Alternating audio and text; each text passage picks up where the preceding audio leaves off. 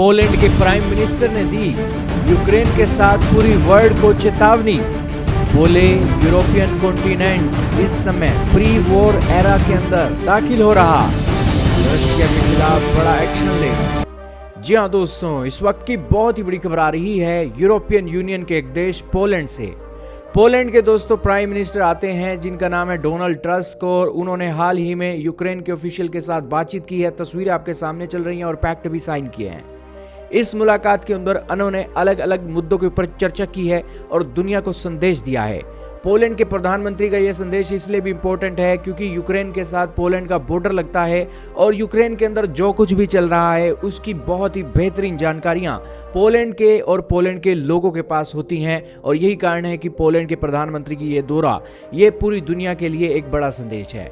Poland के प्रधानमंत्री आते हैं और उन्होंने कहा कि लगातार रशिया का अटैक एक यूक्रेन के ऊपर बढ़ता जा रहा है और इस अटैक से बचने के लिए हमें यूक्रेन को और भी वेपन देने होंगे और इसी के साथ ही जो सेंटीमेंट बना रहा है उस सेंटीमेंट को रोकने के लिए भी काम करना होगा। क्योंकि उन्होंने कहा कि आज यूरोपियन यूनियन का जो कॉन्टिनेंट है प्री वॉर एरा के अंदर दाखिल हो गया है।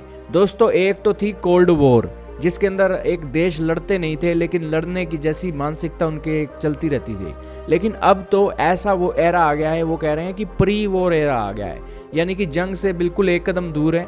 और इसीलिए उन्होंने ये एक स्टेटमेंट दी और पूरे के पूरे यूरोपियन यूनियन के अंदर इस स्टेटमेंट को देखा जा रहा है।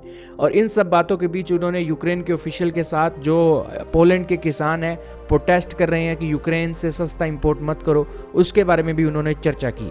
दोस्तों, ये सारे एक बातें भी उनके साथ हुई, लेकिन साथ में ही रशिया का जो अटैक है यूक्रेन के ऊपर और भी तेजी से बढ़ गया है। क्योंकि रशिया के अंदर जब से टेररिस्ट अटैक हुआ है, रशिया के राष्ट्रपति ने इसका एक ठीकरा यूक्रेन के ऊपर फोड़ा है, वेस्टर्न कंट्रीज के ऊपर फोड़ा है, और उसके बाद से रशिया अटैक पर अटैक कर रहा है और उनके जो इलाके हैं उनके अंदर पावर सप्लाई की भी किल्लत देखने को मिल रही है। तो दोस्तों, ये एक डेवलपमेंट निकल रही है रशिया और यूक्रेन के बीच, और यूरोपियन यूनियन के साथ साथ पूरा वर्ल्ड देख रहा है कि आखिरकार रशिया और यूक्रेन की वॉर आखिरकार कैसे रुकेगी। आपका क्या कहना है दोस्तों, कैसे ये जंग रुकेगी? कमेंट में बताइएगा।